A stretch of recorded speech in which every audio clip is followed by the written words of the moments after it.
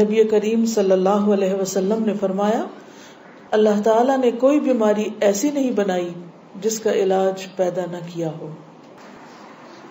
کچھ چیزوں میں یقینی شفا ہے جن میں نمبر 1 شہد ہے، ہنی. ابو سعید رضی اللہ عنہ سے روایت ہے کہ ایک آدمی نبی صلی اللہ علیہ وسلم کی خدمت میں حاضر ہوئے اور عرض کیا کہ میرا بھائی پیٹ کی تکلیف میں مبتلا ہے. آپ نے فرمایا اسے شہد پلاؤ. پھر دوسری مرتبہ وہی صحابی حاضر ہوئے. آپ نے اسے اس مرتبہ بھی شہد پلانے کے لیے کہا. وہ تیسری بار آیا اور عرض کیا کہ میں نے عمل کیا ہے لیکن شفا نہیں ہوئی. آپ نے فرمایا اللہ تعالیٰ سچا ہے اور تمہارے بھائی کا پیٹ جھوٹا ہے، اسے پھر شہد پلاؤ. چنانچہ انہوں نے پھر شہد پلایا تو اسے تندرستی ہو گئی. کیونکہ قرآن مجید میں آتا ہے نا کہ شہد کے بارے میں کہ وہ شفا ہے، فیہ شفاء للناس. کلونجی میں شفا ہے. نبی صلی اللہ علیہ وسلم نے فرمایا سیاہ دانوں میں ہر بیماری سے شفا ہے سوائے موت کے. عجوہ کھجور، رسول اللہ صلی اللہ علیہ وسلم نے فرمایا عجوہ جنت کے پھلوں میں سے اور اس میں زہر سے شفا. یعنی اگر آپ سمجھتے کہ آپ کے جسم میں آپ کو بلڈ پوائزنس ہو گیا ہے یا ویسے آپ کے اندر بہت ٹاکسنز ہو گئے ہیں تو اس صورت میں بھی آپ اس سے فائدہ اٹھا سکتے ہیں. نبی صلی اللہ علیہ وسلم نے فرمایا جو شخص روزانہ چند عجوہ کھجوریں کھا لیا کرے اسے اس دن رات تک زہر اور جادو نقصان نہیں پہنچا سکیں گے. بعض جگہ 7 کھجوروں کا ذکر ہے اور بعض اس میں چند دانوں کا ذکر ہے. تو اگر افورڈ کر سکے تو 1 دانہ ہی روز کھا لیں، 3 کھا لیں، 5 کھا لیں، 7 کھا لیں. لیکن یہ ہے کہ ایسے شخص کو اگر کوئی زہر بھی دے یا اس کو کوئی جادو کی کوشش کرے تو اثر نہیں ہوگا. اسی طرح برنی کھجور کی قسم ہے. رسول اللہ صلی اللہ علیہ وسلم نے فرمایا سب سے بہترین کھجور برنی ہے، وہ بیماری کو دور کرتی ہے اور خود اس میں کوئی بیماری نہیں ہے، یعنی شفا کا ذریعہ ہے. پھر زمزم.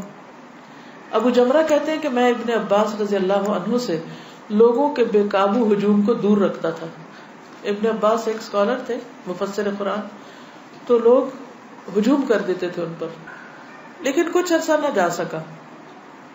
بعد میں جب حاضر ہوا تو ابن عباس نے مجھ سے اتنے دن نہ آنے کی وجہ پوچھی. میں نے عرض کیا کہ مجھے بخار ہو گیا تھا. ابن عباس کہنے لگے کہ رسول اللہ صلی اللہ علیہ وسلم نے فرمایا بخار جہنم کی گرمی کے اثر سے ہوتا ہے، اس لیے اسے آب زمزم سے ٹھنڈا کیا کرو.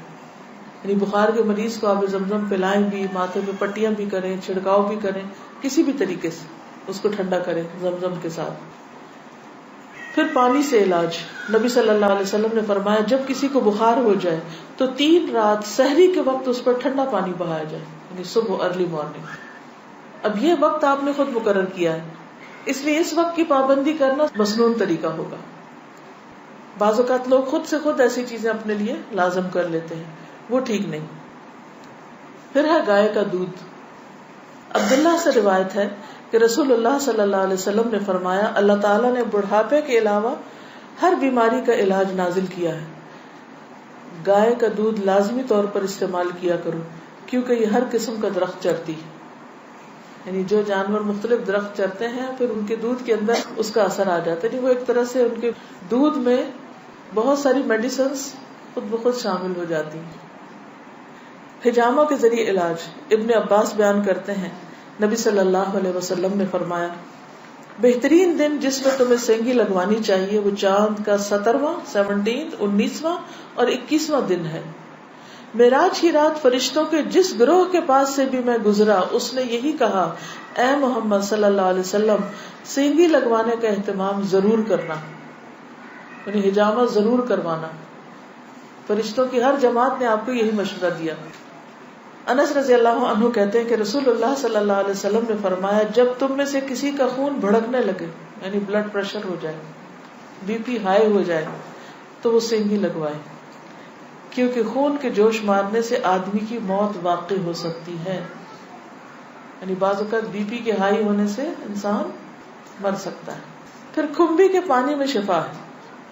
کھمبی جو من کی ایک قسم ہے جس کو یہ کہتے ہیں مشروم، اور اس کا پانی آنکھ کی دوا ہے. عود ہندی میں شفا ہے. ام قیس سے مروی ہے کہ میں اپنے ایک لڑکے کو لے کر حضور صلی اللہ علیہ وسلم کی خدمت میں حاضر ہوئی. میں نے اس کی ناک میں بتی ڈالی تھی، اس کا حلق دبایا تھا، چونکہ اس کو گلے کی بیماری ہو گئی تھی. آپ نے فرمایا تم اپنے بچوں کو انگلی سے حلق دبا کر کیوں تکلیف دیتی ہو؟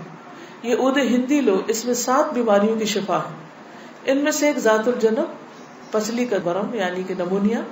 اگر حلق کی بیماری ہو تو اس کو ناک میں ڈالو، اگر ذات الجنب ہو تو حلق میں ڈالو.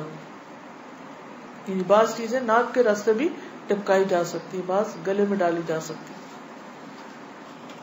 جنگلی بکری کے گوشت میں شفا، ہنٹنگ کا جو گوشت ہے نا. انس بن مالک سے روایت ہے کہ رسول اللہ صلی اللہ علیہ وسلم نے فرمایا ارق النساء سے شفا حاصل کرنے کے لیے جنگلی بکری کے ران کے اوپر والے کمر سے متصل حصے کو پگھلایا جائے، پھر اسے 3 حصوں میں تقسیم کیا جائے اور مریض نہار منہ 3 دن یعنی ہر روز ایک حصہ پیے. یعنی اس کو سوپ بنایا جائے، پگھلایا جیسے مراد یہ کہ اس کو بالکل اس کو ملیدہ بنا لیا جائے. کون سے حصے کو؟ ران کے اوپر کے حصے کو. تلبینہ، عائشہ رضی اللہ تعالی عنہا بیمار کے لیے اور میت کے سوگواروں کے لیے تلبینہ پکانے کا حکم دیتی تھی اور فرماتی تھی کہ میں نے رسول اللہ صلی اللہ علیہ وسلم سے سنا ہے کہ تلبینہ مریض کے دل کو سکون پہنچاتا ہے اور غم کو دور کرتا ہے. مہندی، سلمہ ام رافع جو رسول اللہ صلی اللہ علیہ وسلم کی آزاد کردہ باندی ہیں فرماتی ہیں کہ نبی صلی اللہ علیہ وسلم کو زخم ہوتا یا کانٹا چبھتا تو آپ اس جگہ مہندی لگاتے. اور آخری بات یہ کہ پرہیز علاج سے بہتر ہے. ام المنذر بنت قیس انصاریہ کہتی ہیں کہ رسول اللہ صلی اللہ علیہ وسلم میرے پاس آئے، آپ کے ساتھ علی رضی اللہ عنہ بھی تھے جو ابھی ابھی بیماری سے صحت یاب ہوئے تھے. کچھ نیم پختہ کھجوریں جو پک گئی تھی لٹکی ہوئی تھی. رسول اللہ صلی اللہ علیہ وسلم نے ان کو کھانا شروع کر دیا اور علی بھی کھانے کے لیے کھڑے ہوئے، لیکن رسول اللہ صلی اللہ علیہ وسلم نے یہ کہہ کر منع فرمانا شروع کر دیا کہ رک جاؤ کیونکہ ابھی تک بیماری کی کمزوری باقی ہے. سو وہ رک گئے. میں نے جو اور چکندر کا ایک کھانا تیار کیا اور آپ کے پاس لے کر آئی. رسول اللہ صلی اللہ علیہ وسلم نے فرمایا علی یہ کھاؤ، یہ تمہارے لیے زیادہ مفید ہے. یعنی بیمار کو کچھ چیزیں کھانی چاہیے اور کچھ نہیں کھانی چاہیے. تو اس لیے حکم کیا ہے کہ علاج کرتے رہو. اللہ نے کوئی بیماری ایسی نہیں رکھی جس کا علاج نہ رکھا ہو سوائے موت اور بڑھاپے کے. اسی طرح معالج کو دکھانا چاہیے. جابر بن عبداللہ سے روایت ہے کہ رسول اللہ صلی اللہ علیہ وسلم ایک بیمار کی تیمارداری کے لیے تشریف لے گئے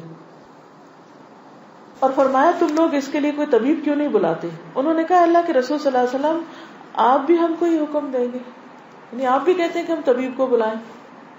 آپ نے فرمایا اللہ تعالیٰ نے جو بیماری اتاری ہے اس کی دوا بھی نازل کی. تو طبیب یا معالج کو دکھانے کا حکم کیوں ہے؟ اس لیے کہ وہ صاحب علم ہے، صاحب تجربہ ہے، اس کے پاس ایکسپیرینس ہے.